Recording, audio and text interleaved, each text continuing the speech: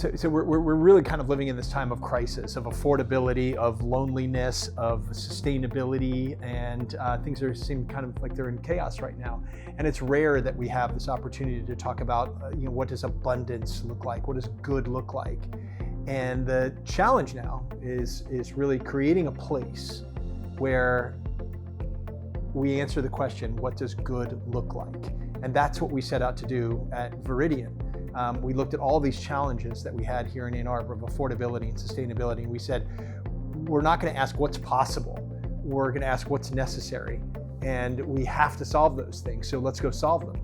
So we decided we're going to build a net zero energy neighborhood that harvests all of its own sun, that has batteries that store that solar energy, that has native landscaping that restores the indigenous ecosystems. We really kind of looked at this notion of layered sociality, right? Of where your front porch is the center of the neighborhood, not your garage door that's in the front of your house. All of the front yards face in towards each other to create a space where there can be community. The most challenging thing was our water infrastructure. We refused to do any kind of storm drains or retention ponds or the conventional system where you look at stormwater as this apocalyptic thing. So we are really creating one of the nation's first sponge neighborhoods, where every part of the neighborhood we use bioswales instead of detention ponds, meaning butterfly gardens that harvest the rain. Our streets, instead of being paved, most of them are made with a material called eco-raster, so all of the rainwater is absorbed back into the earth rather than becoming a stormwater runoff that needs to go into a drain somewhere and then get polluted before it runs into the river.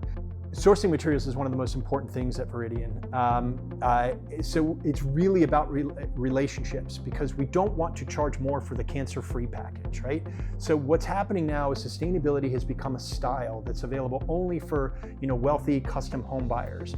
So which meant we had to go directly to manufacturers. So we went to Snowbelt Hardwood in Wisconsin, a family-owned company. We worked directly with them, and we have them ship that wood directly to us. So that we're able to have, at an affordable price point, solid hardwood floors from red oak that are harvested on the shores of Lake Michigan, of Lake Superior, in sustainably harvested forest. One of the things we're most proud of at Veridian is that we were able to do this without using any toxic materials. So for the most part, there's nothing in these homes, from the flooring to the siding to the countertops to the sealant on our grout in the bathrooms. Nothing. There's no PFAS. There's no hexavalent chromium. So while it might not harm the homeowner, we don't want to be harming the environment. We don't want to be harming water supplies. We don't want to be harming people working in the factories where our materials are being made.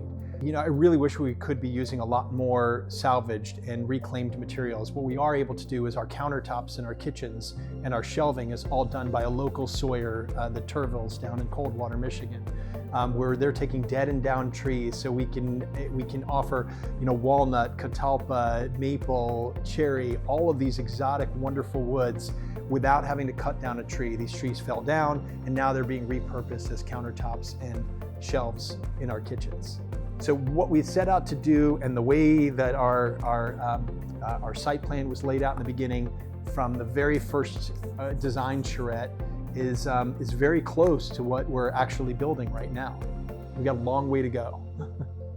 The most important thing is really getting a team in place that understands that net zero energy is absolutely necessary, that we have to stop burning fossil fuels. And if you're going to do that, that means electrifying everything. So Veridian has no gas lines whatsoever. So any other team that's doing this, eliminate that from your pro forma. Take the gas out, make it all electric.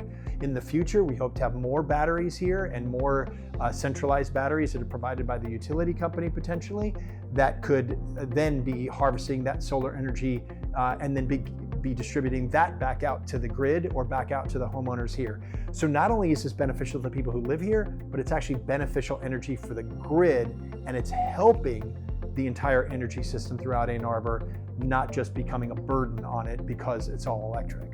we've got a long way to go. We've got a lot more to build at Veridian, and hopefully in this next phase, we're going to have more different types of units and things that are available. And they've been really, really popular. So we know that people want this kind of neighborhood. So what's next up here is to really complete everything, build the farmhouse, which would have the Honey Locust Farm Stop, which would be a 7-day-a-week farmers market grocery store supplied only by local farmers. So now we get food and energy and water all incorporated into one neighborhood. And then we could take that model as a success here in Ann Arbor and then expand on that. And the dream is that someday we and others will be making villages that are, scaled versions of Veridian, so that if one house can do it like mine, then it means 2 can do it. If 2 can do it, Veridian can do it. If Veridian can do it, then a city and villages across the country can do it. And then that's how we get to this really, truly sustainable and socially just and ecologically rich built environment that we're striving for.